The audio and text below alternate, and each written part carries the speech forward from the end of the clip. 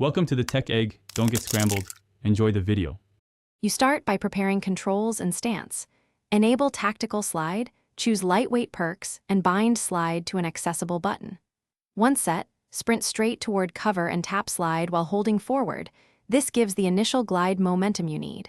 You must time the input precisely. A slightly late press reduces distance.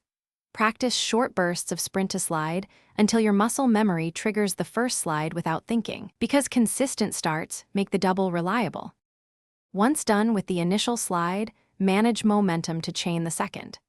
As the first slide ends, release forward for a split beat to refresh stamina and reset movement inputs.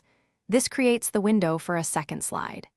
Immediately tap sprint and slide again within about 3 to 6/10 of a second while angling into a slight strafe or downhill slope to keep speed. You do this because the game treats the inputs as distinct actions only when stamina and direction are briefly reset. You finish by using the second slide to reposition, soak up reduced hitbox time, or instantly aim down sights for an aggressive peak. If the double slide fails, inspect input timing and whether your stamina refilled between slides. Inconsistent registration usually signals timing or weight issues.